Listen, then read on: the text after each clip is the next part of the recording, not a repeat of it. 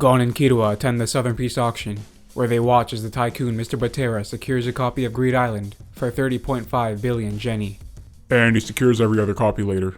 Gon and Kirua then approach him and offer to help clear the game for him, though Batera's partner Tsezguera determines that the two aren't strong enough to be of any use. The boys then leave in a huff to work on their nen before the screening, in which Tsezguera will pick worthy candidates to clear the game.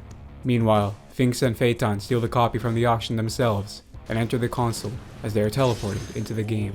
Then, Kirua begins developing his special ability in order to pass the screening, but Gon struggles to think of one that would suit his abilities.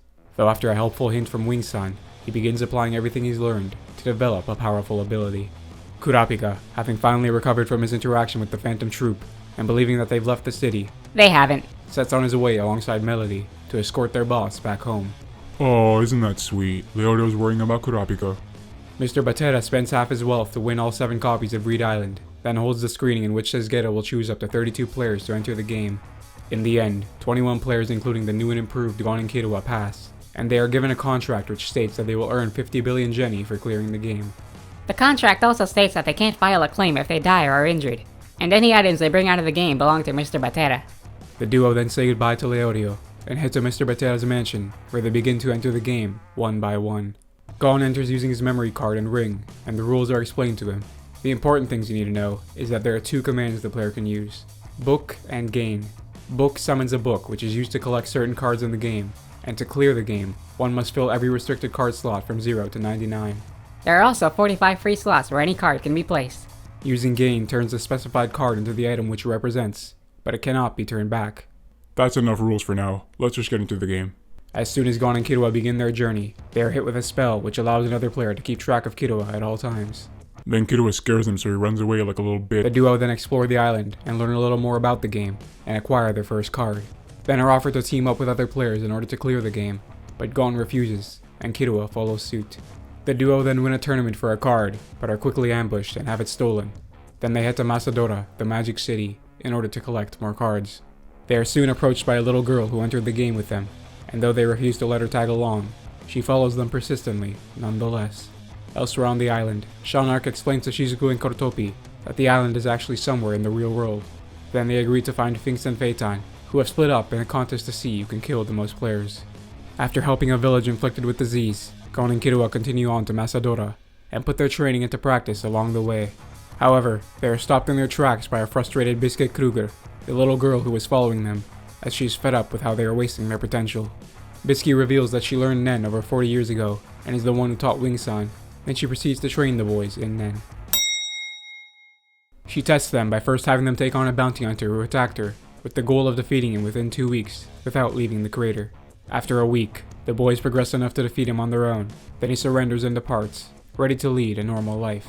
The 3 then head to Masadora, then back to the Rockies, then Bisky makes them head back to Masadora again, though this time, they must dig there in a straight line as part of their training. They learn Shu, a new application of Ren in the process, and complete their task, then capture every monster in the area as the next part of their training. Once completed, Bisky teaches them the techniques Ko, Ken, and Ryu for fighting one-on-one battles. Then they train in one Nen category each day, as the boys slowly work their way to becoming formidable hunters. If you want to know what those techniques are, watch this video. Whilst Gon and Kirua are training, the group that offered to team up with them meet, as they are collectively close to clearing the game. However, they are betrayed by one of their members, Genthru, who reveals himself to be the bomber, and has placed a bomb on each and every member. The bomber is the murderer who's been loose on the island. He offers to disarm the bombs in exchange for all 90 restricted card slots they've gathered, and eventually, the group agree.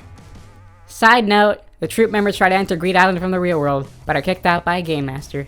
Kirua has to leave the game temporarily in order to take the hunter exam again, and Gon continues his training with Bisky in the meantime.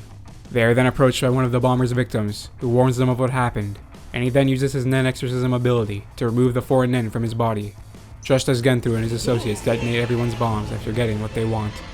Gon continues training with Bisky to master his special technique, whilst Kirua takes the hunter exam and knocks out every other applicant to be the only one to pass phase 1. When he returns from the exam, he and Gon are surprised to find Kuroro Lucifer on their list of contact names, though after checking with Kurapika, he assures them that Kuroro is still unable to use his Nen, and therefore cannot possibly enter the game. It turns out that Kuroro hired Hisoka to enter the game in order to find an Nen exorcist to remove Kurapika's restriction. Then, the trio of Gon, Killua, and Bisky progress from training to trying to complete the game, as they gather several restricted cards, whilst the bomber trio finesse Tizgetta's group out of a trade, putting them 8 cards away from completing their collection. Tizgetta's group are close to finishing as well, so it's a race to find the rarest cards. The youthful trio are contacted by another team, worried about how close Genthru's group are to completing the game. Then after holding an inter-team meeting, the group decide to team up and monopolize one of the cards the bombers still need. They find a clue to card number 2 called Patch of Shore, and after entering the pirate base where it is rumored to be located, they are taken to the boss once Killua humiliates a lackey. The boss, Reza, agrees to leave the island with his band of pirates if the players can rack up 8 wins in individual contests of the pirate's choice. If the players win, they will be the first to acquire the Patch of Shore card. Unfortunately, the group lack the skills and lose 8 contests. Then most of them split off from the group, leaving Gon, Killua, Bisky, and Gorenu with the task of finding 11 more members to join them. The first person they recruit to their group is Hisoka, and though he lies about why he's using Kuroro's name and his true objective on the island, he agrees to help them in their task.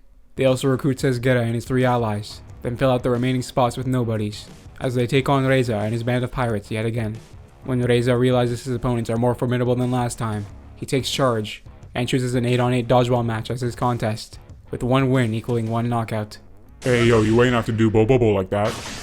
These people are all real-life death row criminals. Okay, but still. Bo-bo-bo.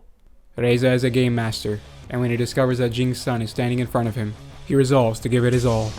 So, their dodgeball match begins, and though Reza's powerful emitter ability gives the team trouble, through some cute teamwork and the use of Gon's special technique, they manage to win the match. Though Kiddo's hands got fucked up in the process.